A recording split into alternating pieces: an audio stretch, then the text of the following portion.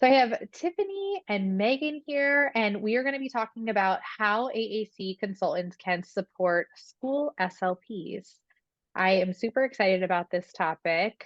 This is actually a position that I used to hold a long time ago, not a long time ago, maybe like 4 years ago. So I'm excited to see how you guys are doing it in your area and just any feedback that you have for SLPs.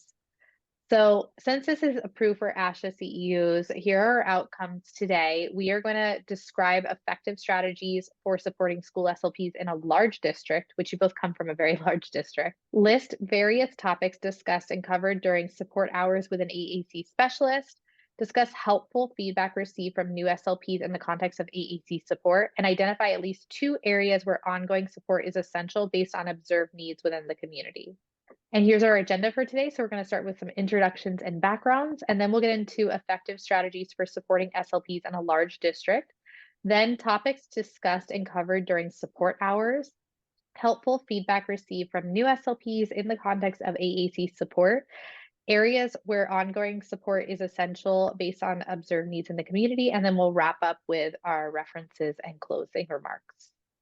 All right. Thank you both so much for coming on today. Tiffany, do you Thank want to go you. ahead and share your background first? Yeah, so I am a Southern California-based speech pathologist. I love AAC, and I'm really passionate about educating clinicians and parents on how to best support our students with complex needs.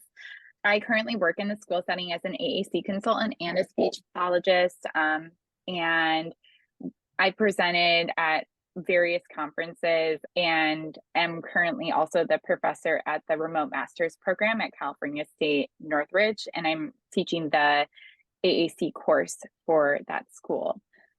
Amazing. That's a bit about me. I'm Megan. I am also a speech and language pathologist. I got my master's in, I think, 2009 from Cal State Long Beach. I worked in private practice for many, many, many years. And then about 8 years ago, switched over to the school district. After being, actually, I was a SLPA for so long ago, I forgot in school. So I have received a few awards, and then I did a stuttering fellowship with the American Stuttering Foundation. And similar to Tiffany, we actually speak in the conferences together as a team. And then I too have teaching a class at Cal State Northridge. Amazing. Same class, it's in person. Yeah. Yeah, you both look kind of familiar. I wonder if I've seen you around at different conferences or whatnot, like Maybe. ATIA or something. Yeah. I Well, think ATA is our next goal, okay, to speak at ATIA. Yeah. or at least go. Yeah, it's grown a lot. They like changed locations now from the location like it's always been in. So apparently they have like a 5-year contract now. It should be really nice. I didn't go this past year, so We'll run into each other. yeah, we'll have to schedule a meetup or something. Yeah. Yeah.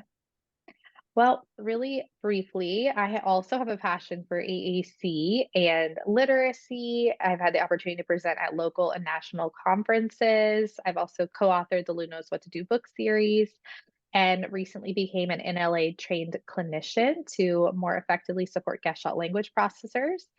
And when I'm not doing speechy things or interviews like this, I enjoy taking tennis lessons because I am a very beginner and making lattes at home so I don't have to spend so much money out at the coffee shops. And I have made peace with my Cricut machine lately. We are getting along, so I've been making things for people too. Do you guys do any of those things or what do you like to do on the side? I do have a Cricut. Okay, so And you get it. I totally get it because we're not in a friendship place right now. I You're need to go not back good. to it. Yeah. I'm not super crafty. I like hiking, and so I usually do a lot of outdoorsy things. I end up hiking and camping, and sometimes I climb, but since I just had a baby, I haven't climbed in a bit. But I'm trying to get more crafty. That's my new goal since I have a baby and I want to make cute stuff for her. I have to get my creative side going a little bit more. Yeah, if you enjoy it. I feel like if you don't enjoy doing crafty things, it can actually be really stressful. It sounds like Yeah. hiking is a really Yes. good hobby.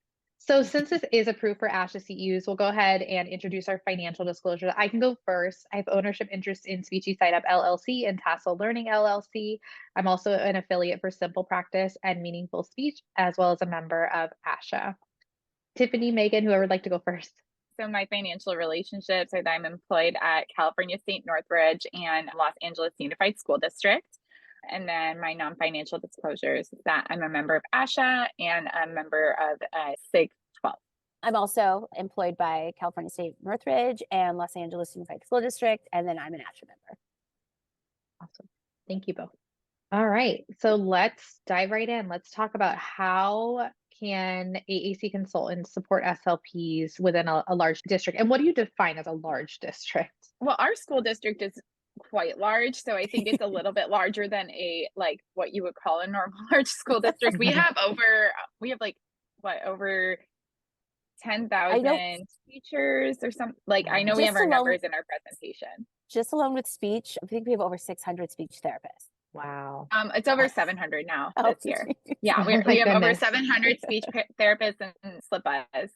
And then, like, I know my area alone for AAC, I support 90 schools, and Megan's area is even bigger. I think you're in the 140s. I have like 100, yeah, around 150 schools that I That's support. incredible. And with Wow. all of that, all those people, I still have a lot of uncovered schools. Wow. So that just shows you the great. Yeah, I had 52 and I thought that was a lot. That is a lot. incredible that you have like 100 and something. Are there more AAC consultants in your district? Yes. Oh, I yes. believe there's Okay. 15 in total. Oh, okay. Yeah, That's good. our team recently got bigger, so we had 13 for a long time, and now we're at 15. I think Okay. might be a little bigger. We've had a like baby boom, so there's been 5 of us in the past year that have had babies. So there's been a lot of maternity leaves, and so the numbers are a little weird. Yeah. And it's then kind of- how do you split up your district? Is it by geographic location, like grade? It's a little bit of both. It's geographical and then also demand. The district is very supportive, so they kind of try to balance so nobody's too overwhelmed. Okay. And then you don't have to travel too far. Okay. That's good to know. All right, so let's get to the bullet points here. I kind of took you guys off topic a little bit. Yeah, so what are some ways to support SLPs? So our main goal, like the main thing we try to do is empower the SLP and really make the SLP. We find a lot of times that people will say, "Oh, I'm not tech savvy," or "This isn't like my area," and just really push to them that it is. It's easier than you think it is, and go in there in those IEP meetings or wherever you're talking to the parent, and just help boost their confidence with the devices. Yeah, we frequently tell them that, like, a big thing that we emphasize, our first bullet point, is train the trainer. So we might be noted as the experts in our area and our school district, but it's all within our scope of practice. And so our big thing is wanting to give them the tools in their toolbox so that when they're presenting at the IEP, when they're programming the device, and when they're talking to the teachers and the paraprofessionals and anyone else on that student's team, that they feel empowered and ready, and they have all those tools at their disposal to be ready to help advocate and support their student. So that's like the biggest thing, is we try to give them that confidence and the resources to access them with or without us. Ideally, eventually they're like more independent. But we get people who have been working with AAC and really great at it for a long time, and then people who are completely new to it, or even like retired SLPs who are coming back in the field that, like, this wasn't even a course taught when they were getting their license, and so it's kind of scary. So we definitely have like a wide variety of people that we support, and we kind of have to train them from wherever they're at to start. I love that. I will say something similar when I'm talking about getting buy-in. It's just like pick a team lead. So it sounds like this is another way to kind of emphasize that you're really investing in that person who's going to make a bigger impact within their school. Exactly. That And so, makes yeah, these sense. are some of the ways that we help supporting them. Like Tiffany said, to train the trainer. We edit the reports. We have Zoom sessions when they need more support. Right now, we're really pushing on Zooming with them and then them going off to their team. Previous years, we would bring in the whole team, and we still do that by case, but the idea is, we're pushing to you, and then you push out to your team. We have tons of handouts, so many handouts. So many handouts. Were you guys doing Zoom sessions before COVID, or did that happen more afterwards? That happened more afterwards. Okay. Yeah, that was definitely a beauty of COVID. It was just discovering Zoom and then being able to really push off with it. Yeah, it's like Especially I in don't such a have to large drive to your district. school. Yeah. Like we can do this. We can make this work.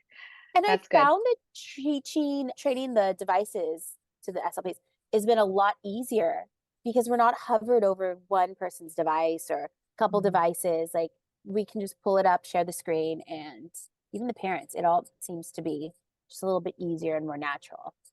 Awesome. And I would say that's a case by case basis too, because when we have alternate access cases, like those usually we're gonna have to do in person because it's kind of intimidating for some of the SLPs at times, or the parents are a little bit intimidated by using like an eye gaze device.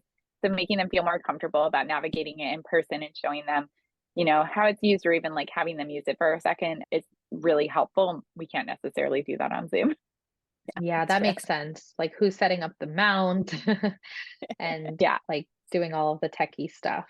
We also have a website that the department made for the SLPs that includes like the manuals and low tech backup core boards and lots of information. So we can just direct them over there. And that's something they can Amazing. pass on to the parents. Is this like public or is this Mhm. something that just your school district can access? No, it's a public website. Oh, okay. Wow. It's amazing. Do you want to share it here or do you guys want to Yeah, I keep that can- for your school district? Okay. I can pull it up. Okay. I'll add it in the chat. Yeah, that would be great. Thank you so much. And if you could just like Yeah. read it off too, that would be helpful, unless it's like super long. It's kind of long. Kind of long. Okay. We'll try to include it in the PowerPoint then. How about that? For Oh, anybody that's perfect. listening to this and has access to the PowerPoint through Tassel, we'll include it there. And there's even like training slides on there. So when I started with the team, we didn't have any training slides. So I just kind of started making them because I'm not my mind will go all over the place during a training if I don't have an agenda or something to follow. So we have training slides on there that we also provide to all our clinicians, and we send to parents. And I have to update the links sometimes in it and check them every year because sometimes they change. But we get to provide that for them. So then when they're scared and they're like, oh, I'm doing this and I don't know what to do, like there's already a presentation made. It's not as scary Amazing. for the SLPs to provide trainings or for the parents to access that support if we're not in like school. Yeah, no, that seems super helpful to have that resource available for your SLPs. That's awesome. Yeah. Yeah. So, what about like conducting device trials? How do you guys handle that? So when an SLP gets a assessment plan signed for an AAC assessment in general, they have to contact us to do the device trials. So we will come to the school, we bring no tech core boards and mid tech device, and we have iPads with a lot of different AAC applications on it. So we're really lucky to have that access. We have a very big toolbox of options. We do. So we typically do device trials with all of those. We do one no tech, one mid tech, and then 2 to 3 high tech device trials. I know Megan and I tend to do 3 just in case there's a surprise at the IEP and the parent says, oh, we have one of these devices and we got it from a speech therapist a while ago. And then like magically it's not one of the 2 that we were trialing. So we try to do 3. So then hopefully we overlap with when that happens. Yeah. So we do those and we conduct those with the SLP. And after we do the device trials, Megan and I tend to sit down with the SLPs and talk about kind of what happened over each one. We actually have a handout that is kind of like a checklist of, okay, so did the student show interest? Were they smiling? Did they appear upset? Were they exploring the device? Did they seem like they were stimming on anything, like any of those things that we look for expressing interest? And we kind of unpack not just, oh, they're, as some people like to say, like functionally using the device, like they're requesting or doing or protesting an activity. We look at like, just are they interested? Can we trial something if they're showing interest in this? And it breaks down the things that we look for rather than just okay, they're saying want or they're saying stop, which has been really helpful for a lot of the speech therapists. It's less intimidating for them to understand when they're writing the report, when they're going to the IEP, like they can say like, oh, when we gave so-and-so the this device, they screamed and pushed it away. But then when we presented this other one, they were smiling and laughing, which I've definitely had at assessments where they just, for some reason, didn't like one of them. So it's been really helpful to have with them. So we discuss it. And then at the end, we let the SLP make the recommendation. So at the end of the day, it's their student and their case. And we're not the ones at the IEP justifying why this device is selected. So we're there to help them navigate it, but we aren't there to be like, oh, okay, so like they did great. We're recommending LAMP or ProLoquo or TD Snap. We kind of try and say like, oh, what do you think? And usually sometimes that comes with like a deer in headlights look, but then we walk them through it. Yeah, we want to Yeah. give them, that goes back to the empowering, giving them that position in it. You're a stakeholder as well, so. Yeah, no, absolutely. And it says here that you also integrate multidisciplinary team members when it's appropriate. What does that look like? Yeah, for those for the students that has the difficulty with motor, and we have to bring in OT. Sometimes we talk with the mounts and talk to the PTs about how to best to mount it. We have a lot lately with vision impairments. We've been working a lot with the VIs on what they are able to see and how best to accommodate and customize the apps for them. We're really starting to learn of a lot of the new ones for visually impaired that are out there. You're getting like another certification. Yeah. In the ground. We also have like a team member on our AAC team who specializes in deaf and hard of hearing and is an AAC consultant. So she specializes in both. And we're so lucky to have her because whenever we have students who have needs in both areas and they kind of overlap, we have her to call. We also have another deaf and hard of hearing specialist on our speech therapy team as well, along with her. So we're lucky to have those resources where we consult with them if we have anyone who has like hearing impairment or noted hearing loss. So we're able to collaborate and support their sign language needs, and as well as AAC, and kind of figure out when it's appropriate and when it's not. That's amazing. It's a nice like asset to have to the team. That's great. Mm-hmm. What do your thematic office hours look like? They're fun. We kind of just looked around at what areas people were struggling with, and therapists were having just wanted more support, or we were getting a lot of questions about. And so we've kind of based them around that. Some of the topics that we've done are obviously the individual apps and modeling, a lot of therapy. I feel like we could go on and on for hours about therapy. Everybody always wants more and more on that. And coming up is screening. We're going to talk about screening. We've been having a lot of people ask us about having screenings, and we're like, you can do this. you know what to do. I feel like I'm report writing, any area we tried, just wherever, when we poll that people are looking for more support. So you're basically like picking what they need help in and then designing the training around that, or the office hours around that. Nice.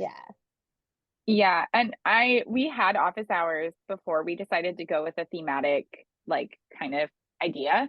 And we would meet every month or every other month, and no one would come. Nobody comes. Like Megan and I would just sit on Zoom, and we're friends as well as colleagues. So we would just chat, but it wasn't really helpful to our area or to our speech therapist. So we decided to try the thematic one. Last year was when we started. And we started off, and it was like the first office hour that we had like people come to, and there were 17 people, I think. I think so. Yeah, the first one had a really good turnout, especially going from zero. Yeah, so we were excited about that. And I've even had like speech therapists in my area that like they had a CF, and I was there for a trial, and she was like, oh, this like what I think it was Friday we were having them, and she was like, this Friday Tiffany's having an office hour, and she's like, they're like mini CEUs, like you can just come, and like I learned so much, and it's not a CEU, but it's free and we can go. And so she would like have her CF come with her on Zoom to the office hour, which was nice. And she was really excited. I thought it was cute. She was that's very so pumped. Cute. Yeah, anybody likes a good theme, right? So adding that theme on there like provides clarity of what's actually going to happen and why people are signing up for it. And I think it's more open than just, come with your questions. I feel like whenever you get, do you have questions? It's just deer in the headlights a lot of times. If you're not prepared. Right. So I think this helps a lot too. Yeah. Or it's awesome. Questions about everything. Yeah. Amazing. Um, So is there anything else on here that you guys want to discuss before we move on? I think so. I feel like we've covered everything pretty well. Yeah, that's a lot of the stuff that we provide. I will say it's an ongoing thing. Like we are always trying to brainstorm on like what is the next support we need to provide these speech Mm, therapists. What are we noting that like there are a lot of concerns with that our speech therapy team as like LUSD as a whole is like struggling with what can we do in our areas to help support our students and our teams better. So yeah, it's always something that Megan and I are brainstorming. So the list is always increasing. I feel like right. since we started, it's already grown a lot. Well, even that's how we came up with at the end of the month, we're having another office support hour. And it's on, like I said, on screening and myths of AAC, because that was questions we just noticed coming more and more. So like, That's we'll all awesome. come together. That's really great. Yeah, and I imagine it changes based on what's going on Yeah. around, what's going on in the schools and whatnot. So it's nice that you're tailoring those to what the SLPs need at that time. So yeah, we kind of talked a little bit about this in the last one, but what are some other topics that are discussed and covered during your support hours? Yeah, so we've covered a ton of stuff. I think a lot of the big ones that we had a good turnout and a lot of questions were the emerging communicators. That's always, I feel like, an area of if am I doing enough? And like I said, the screening's been a big one. The AC myths can be new. We noticed that with the last training we did, that a lot of people were asking questions like, are the icons too big? There's too many icons on the page? Your common like myths of, oh, we need to have very few words, things like that. So we wanted to try Mm, and approach it that direction. Modeling, of course. Backing up is another one that we've noticed a lot of people asking questions about. So I was like, well, that's going to be our next topic. Yeah, usually when we structure these, there's like we provide like a big email afterwards to the people who attend with like all the resources we reference. I know like Megan and I have both made PowerPoints for certain ones. So sometimes it tends to be really great for us because we find a lot of resources that we wouldn't have found before. Like I know when we went into like emerging communicators for like both of us, we both have classrooms in our schools that are for complex medical needs, like students with complex medical needs. So we're used to working with students who might have emerging communication, but also then experiencing other complications that can fluctuate where they're at with their language and what they're able to express because they have other things going on. So that was really helpful for us to like kind of unpack a bit more, at least for me, just seeing how many other resources we could find rather than just like establish cause and effect. You switch activated toys, like what are like the next steps that we can build upon after that and like help integrate language for them so they have more ability to express their needs and their wants. yeah, that's great. I think these are like really good ideas for anybody who's listening too. So I'm going to read these out just because some people will just listen to this. So some of the topics you have here are screening, assessing, implementing AAC with various populations, supporting emerging communicators, like you mentioned, AAC myths and therapy ideas, LAMP procedures and aided language stimulation, writing AAC reports, training for specific applications and devices, backing up, and maintenance of devices. Do you guys feel like sometimes because you have been so involved in AAC and you have so much experience that like it's hard to remember when people are just starting off with AAC, like what needs to be taught at that stage? I was literally just talking to somebody about this yesterday. Caitlin Mulcahy, I don't know if you follow her on Instagram, but she's also big into AAC. But we were talking yesterday. It's just, I forgot what it's called. It's called knowledge something. It's like when you know too much about something that you forget those basic ideas. 100%. Yeah. 100%. Yeah. Sometimes I always feel like when we're like talking, especially like core and fringe and these things that are very Yeah. the basic, the beginning, and I'm like, oh, but you already know that, and I'm like, oh, wait, maybe Yeah. I don't Do know. they? I forget where Yeah. the baseline is. Right. Although I know it's I all over the place. I will say coming back from maternity leave really did humble me because there were icons where I couldn't find location. Like my motor planning was very off from not doing it for 6 months. That's great. No, I Awesome. agree for sure. I see that as well. Yeah. Anything else you guys wanted to discuss here before we move on? I think Tiffany made a good point of mentioning that we have the power, sometimes we'll have PowerPoint, sometimes it'll be like open discussions. A lot of it is just feeling out our area. And we have the beauty that all of the our school district is so large. So there's 15 of us and we kind of work in chunks. A couple people will like take over one area and then, so it's really nice that we can cater it to what really is going to help and what really the therapists that we work with need versus like when we have a whole district thing and it has to be very general to everybody. This is a very nice way. And I think that also helps them feel supported is that we care, we're listening, we're looking at what, and we're not just using like templates and cookie cutters. Right. Yeah, no, that's great. So are you guys providing training like just with your schools that you support, or do you do like district wide too? It's a little bit of both. Okay. Yeah. Well, Yeah. recently Megan and I are like now leads on the team as well. And that's been this year.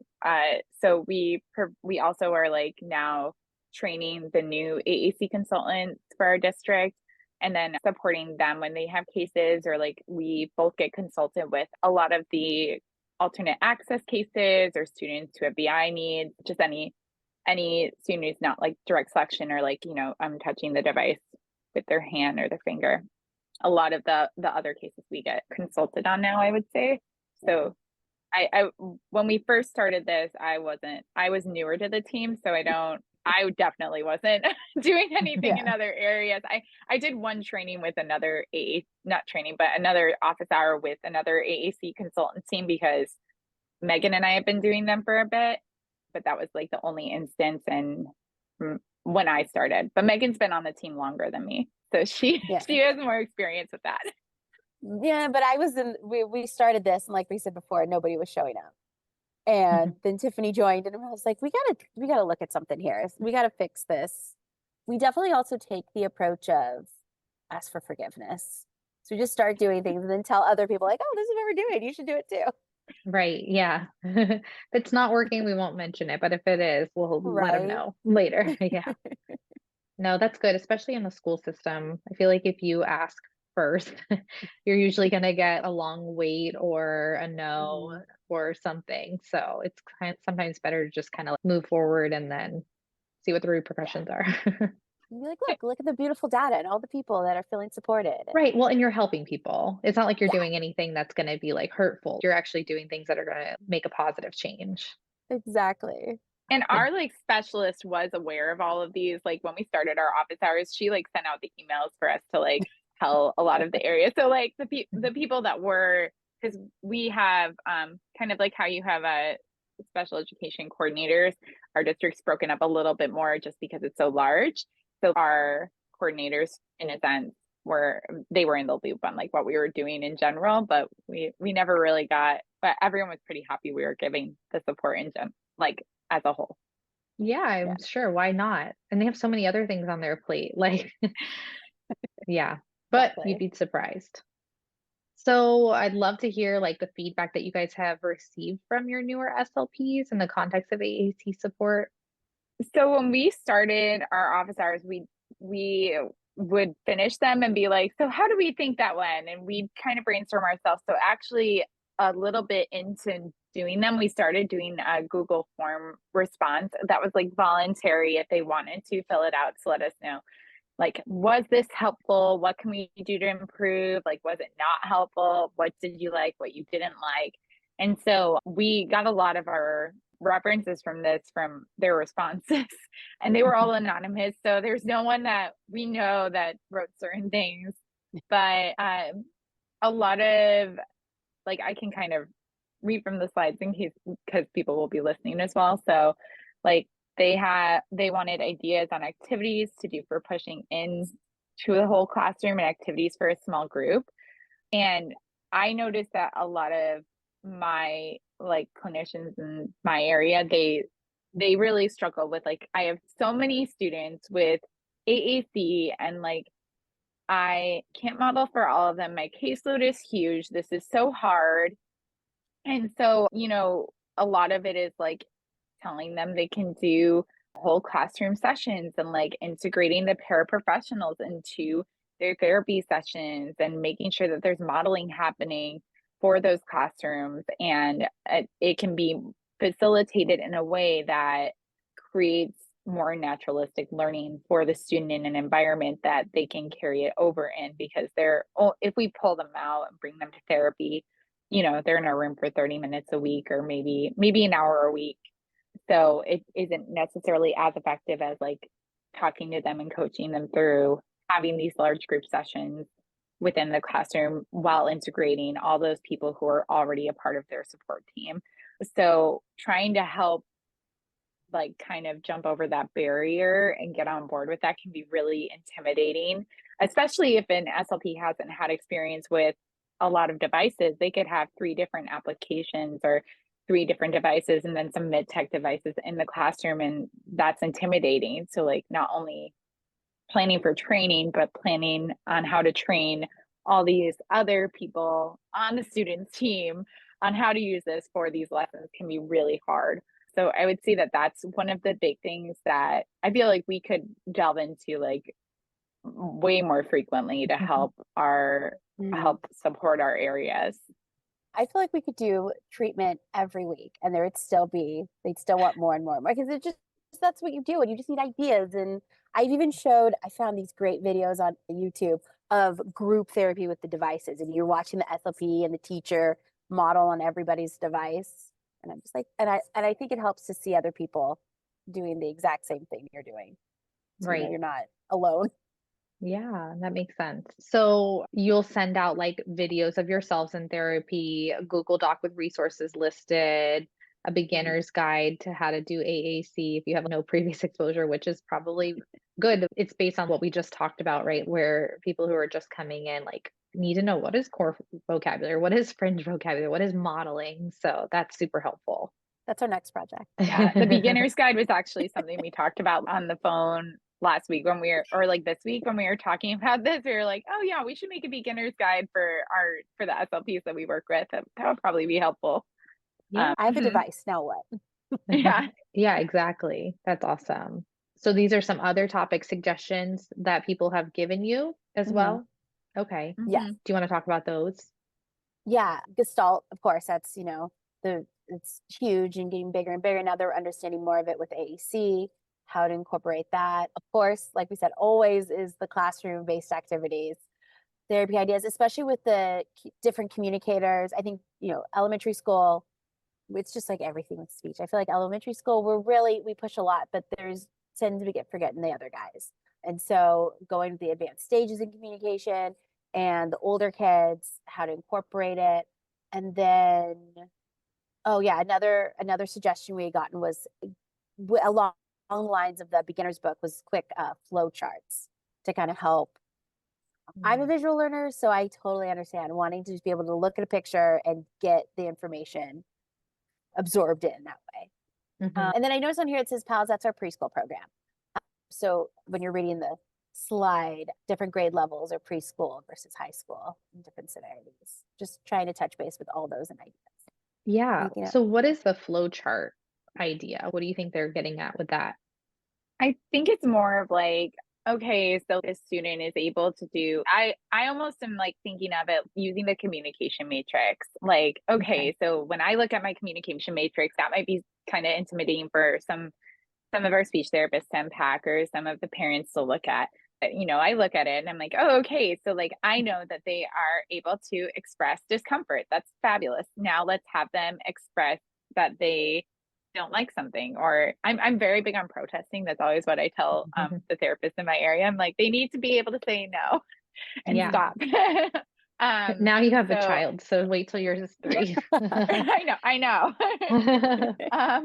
But I'm sure mine will go and say all the protesting words. But kind of going over those things is kind of how I'm thinking of it, as like, okay, so like we know that they have this. So what's the next step for like different communication functions, but also if they're at a more advanced stage of communication, as one of our therapists put it, maybe thinking about, okay, so like they're able to express their things that they like but they are in a vocational program at a school for students who are 18 to 22. So what can we do to help create an environment or tools for them that they're able to express their communication needs in this vocational program or in whatever program they're in at that school? So like kind of thinking of the next steps on like in the flow charts more so I think for visual for like a quick reference, but like thinking about those different situations and scenarios that for us might be like I'm not in a school for 18 to 22-year-old students, but you know, the SLP that's every single day for them. So thinking about like what can we do to put tools in their toolbox that will help. And a lot of people love a good flow chart because it just gives them the next target. So I think that's for me, that's what I kind of thought of with it.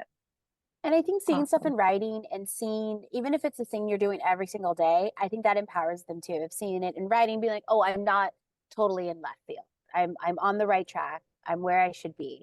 But it's just the reassurance of it. Mm-hmm. Yeah, no, that makes sense. I think those are great suggestions and ideas, and your SLPs are very lucky that you're going to be touching on those topics with them. So what does ongoing support for SLPs look like? So what we do as ongoing support is, again, helping with the treatment and the therapy ideas. We're always open to, send me an email, give our Google Voices, send me a text with any and all questions. The Gestalt language processors, we're always helping them as well, especially since it's such a new area with AAC. Just figuring out, helping the SLPs figure out how that looks different from another type of student. Analytic language processor. Yes, thank you. I couldn't think of the word. You're welcome. It's okay. I have taken the course. I do have the training, and I just went right out of my head. I think behind me is that happens to me too. So yeah, and then our district is very litigious. Everything has to go through lawyers, and our reports have been looked at 100 times on how to be defensible. So we do help them with that. That's when they were always open to and to give 4 or 5 looks at the reports when we know it's going to be a litigious case. Trainings, getting teacher buy-in. I was telling somebody earlier today that when we spoke at Closing the Gap, and I kept doing, Tiffany is going to laugh because she knows this. I kept going to all the teacher focused classes because I was like, I want to know how that's a great idea. Do and what they're looking at too, and what their concerns are. That's another one of our goals. What did you learn there? I'm just curious. Model. They kept pushing modeling. I was like, oh, good. So we are on the right track. A lot of it was pushing the modeling. You have to model. I feel like in the end of the day, that's what's going to get some progress done. It's us all on board modeling. Like they need to see it happening. Exactly. Okay. Can you do that through Zoom? Do you feel like that requires that in-person element, or do you feel like that is doable through Zoom too?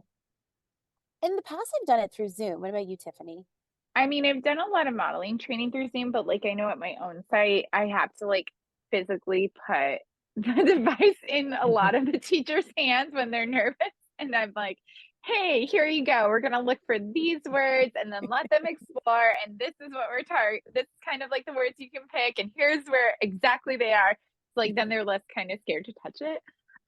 Like I'll like hand them the device and be like, you're modeling with this student today, and this is some of the language you can use or they can't use, and then just try and attribute meaning to like if they're selecting something, let them.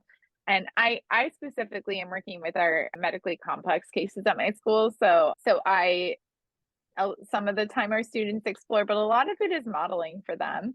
But so I know for me, it depends on the teacher. Like I'll just put it in their hands. And a big thing for me is also paraprofessionals. So I think like I try to empower the speech therapists on Zoom. And then I always tell them, I'm like, if you need extra support, like I can come. But like, I always try to say, like, I really think you're able to do this. This is kind of what I've done to try and emphasize it. And it takes a long time. Like it took me, like my school, for example, when I started, I had 3 classrooms addressing alternate curriculums. They're not on the general education curriculum.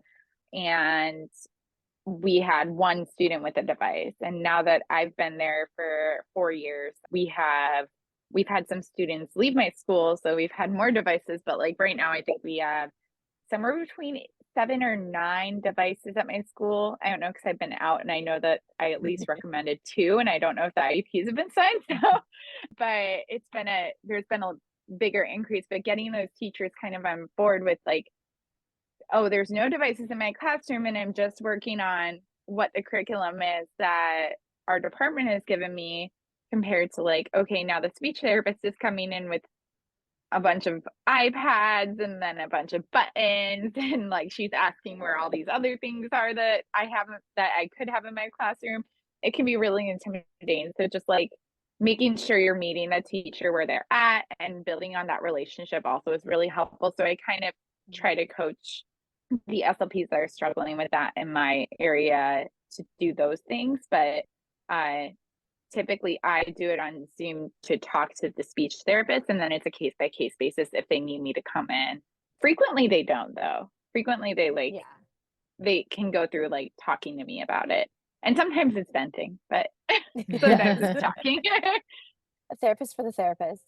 Yeah, exactly. I imagine with Zoom, I had this experience when I was doing AAC therapy through teletherapy that it really helped the parent that I was working with buy into the device and use it quickly, because like I wasn't able to like reach over through the screen and help this parent, you know? Yeah. So I actually feel like Zoom could even be more beneficial because it really is hands off from the like specialist side.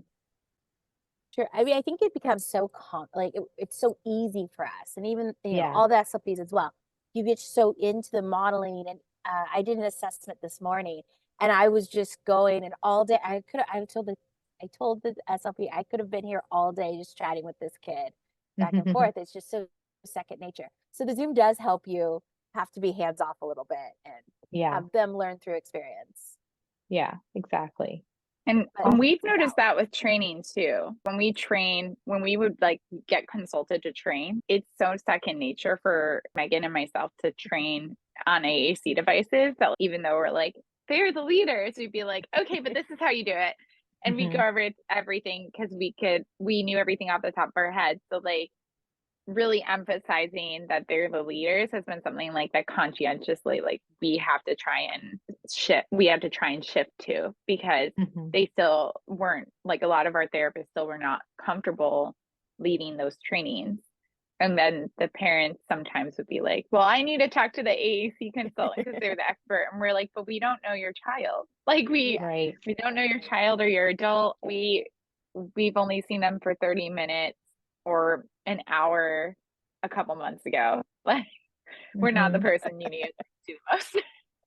Well, that's a good point. Like getting the SLPs to do the AAC trainings, because like in my district, it was primarily the AAC like specialists. And I'm saying specialists, we weren't certified or anything. That was just the term that our school gave us. So right. I mean, specialists are actual AAC users. I always go back to that. But like AAC specialists in our district were the ones that did the training. But I like the idea of imparting that on the SLP that's at the school. And I always remind them it's easier than we think it is. I feel like when we see technology, we think, oh my goodness, this has to be so hard. Like this isn't something I'm used to. But it really, when you break it all down, the fundamentals of language is the exact same, where they're developing it just as they would with words. And so I'm like, it's not as scary. If you know what to do with a toddler or, a child who's not speaking, it's the exact same thing. We're just using icons. Yeah, that makes sense. Shapes. And what does your screenings look like? So we're trying this is a part where I feel like we're really trying to empower this year the SLPs with this, because we've had an influx. I've had, since I returned, an influx of screening requests. And they know that, like Tiffany said, they know the student better than anybody. If the student's not speaking and they don't have a form of communication, that's the whole idea of AAC, is we're going to give them some sort of way of communicating. So we've really, right now, when somebody asks me about a screening, Normally I'll talk to them on the phone or email them, like, tell me about the kid. Where are we going? What do you think? What have you used? Have you used core boards and stuff? And empowering them that they are making the right choices here, and they know, if the student needs a device or not. And a lot of times, if you're even just thinking about it, they're probably ready for an assessment. Yeah, that's a good probably need it. point. Like, trust your gut. Yeah. So I think that's really what we're doing, is just really empowering them to trust their gut. And Yeah. And then there are obviously the more Tiffany's nodding her head so intensely. There's the more complex cases. The student, I have a few students who their arms, they're not mobile with their hands. They don't have control. I'm going blank again with what the word is. But and so those are cases where, of course, like, we'll come out and help find access points and help really talk it through with the SLP and help them come up, similar with the assessments, come up with the decision that they're going to then. So the one that's going to approach their team and fight for it. Yes, those are our screenings. We're trying to make it more the SLP. Yeah, And that's great. I feel like a lot of the screening requests, sometimes they'll come with like, oh, they're using a core board well. And I was like, well, if they're using a core board well, they're probably past needing a device. They probably do need a device. Yeah. And then like we'll get some that are like, this student just, I can't get any sort of language from them, and they're not looking at a lot of the non-speaking modalities. They're looking for a student who can point to things and like point to icons, and instead of like, okay, are they smiling to indicate that they like something? Are they looking with like a directed eye gaze?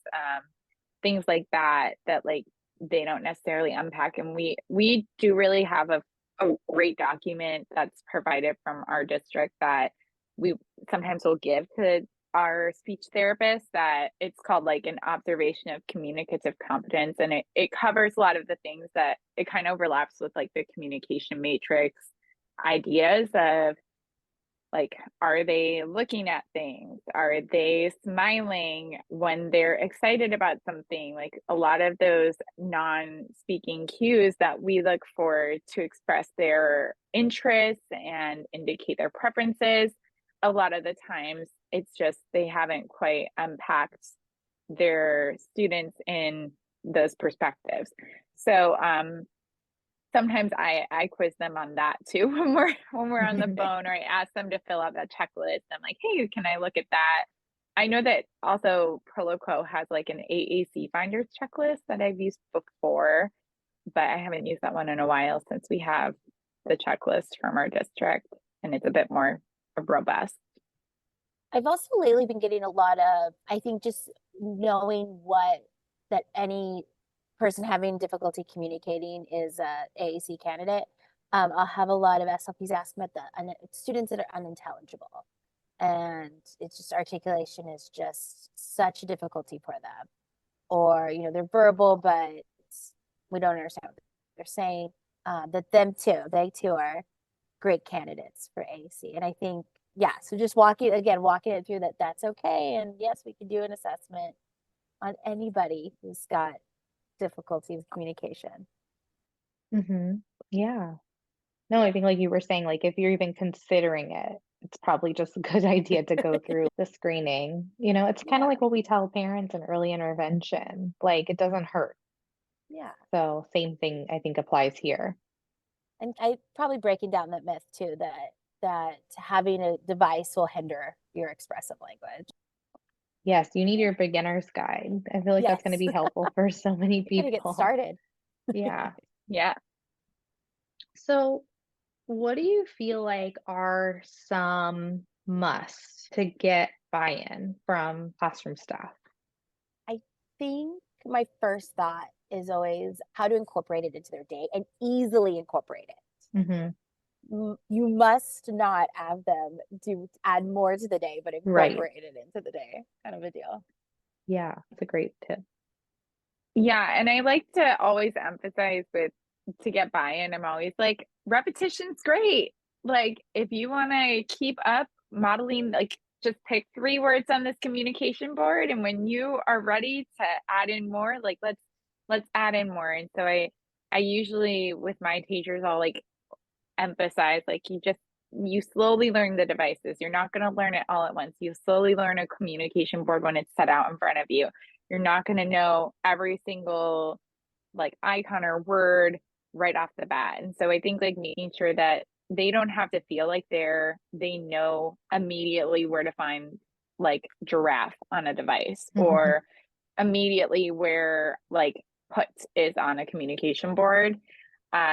Making it seem like they don't have to know everything right off the bat and they can take that time to learn is really helpful for them as well, rather than just handing them a core board and being like, okay, now you model here, see how I model. I've used this core board a million times. I know where every single word is, and doing it really quickly can be really overwhelming. So just like, I usually do a lot of high repetition and emphasizing that like, it's okay to take your time when you're learning this and not have to know where every single word for every single function is.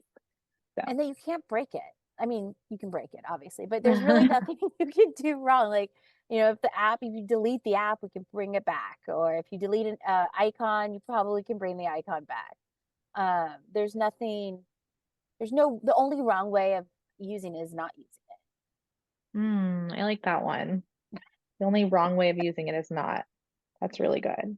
You probably hear this a lot, like if you are getting pushback from any classroom staff that the child doesn't want to use the device. How do you handle those situations? I like to ask what they're seeing. I'm like, why do they not want to use the device? Like, what is it you're seeing? Like, can I come in and observe? Like what's happening? Because maybe that student had a seizure and now their fine motor needs are a little higher than they used to be. And finding those smaller icons on the device is just really difficult for that student, or they need a stylus, or they need a different access method or a key guard or something like that.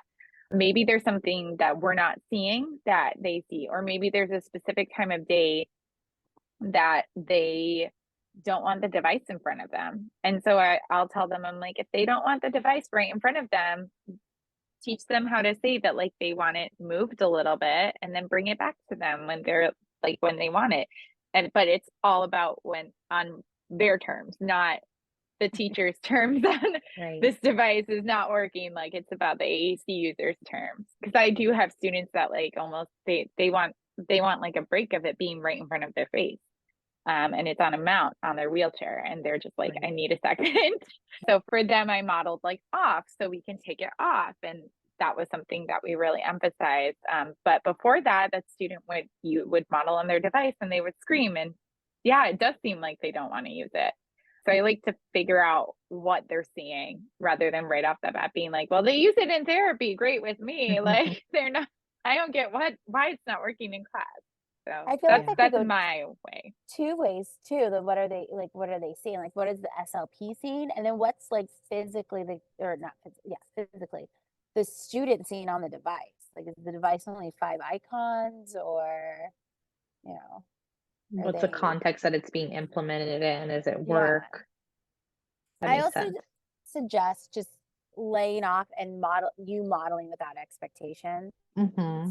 So showing it to them and taking the pressure off of them. I got great advice early into this, looking at the device as how they would speak if they were verbal.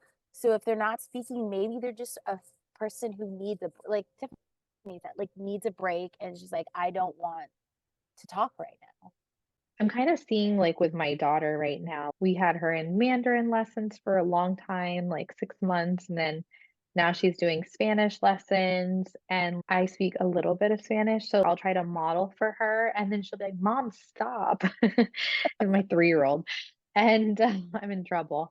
And then with Mandarin, she didn't imitate, I would say, for like 4 months. So, but she was like, very verbal and speaking in sentences in English. So I think if you kind of compare it to language learning in that sense, there's a lot of receptive language that's happening in the beginning. So with yeah, maybe that's something that I think support personnel can grasp a little bit easier. It's like when you're learning a language, you could imitate the word the first time you hear it, but you're probably doing a lot more listening than you are speaking. So it's the same thing with like an AAC system. Exactly. I always love to compare it to certain learning. I mean, they are learning a second language. Yeah. It's the device. So, and that helps. I think also when you give examples that hit home to the teacher, the parent, the professional, that helps as well, which and learning a second language is Yeah. definitely one of them. Yeah, I feel like some people don't like to compare it to that because they're like, well, it's English or Spanish, whatever that is on the device, the vocabulary that's on the device.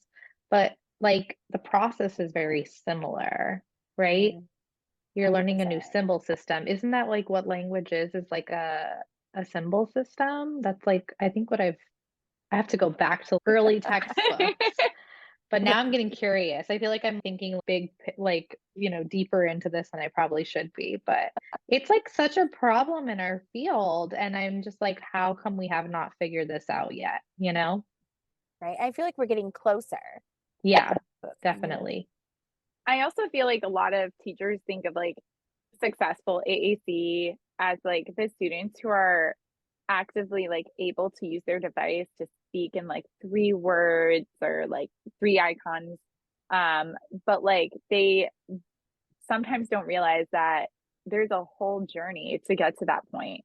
And we have Hmm. to build those students up to get to that rather than like, the examples that because if you go on YouTube and like I've even done it for like some guest lecturing, I like pulled up some YouTube videos and I struggled to find something where the student was getting modeling and then maybe they got sick of even like the device being in front of them and then threw it. Like I couldn't find a lot of that. A lot of it was, oh look, they said stop, this is Yeah. great, well Yeah. stop. And I'm like, but that's not always the first case. Sometimes it's this is overwhelming, but I'm excited. But like, I want to look at my video of The Price is Right, be able to say go, run away from you, come back, like not look at the device at all, maybe scream a little, have you model in front of me. Like it takes a while to introduce it. Yeah. And sometimes I feel like the teachers expect like that success story right off the bat. And it can be hard to realize that like that's not usually where most AAC users start. Yeah. 100%. No, I love like that because I think like you were saying, like what does successful AAC mean to people? Like, Mhm. are they not successful until they are, like you were saying, talking in complete sentences or like have good literacy skills? Or is it when they start to like understand that they can use the system to communicate with others or, augment spoken speech when they're having like a dysregulated day? I mean, I guess it's what does successful AAC mean to the individual, right? Which 100%. sometimes can be hard to gauge. Yeah, it's so individualized. Right. And there's so many emotions involved with it too.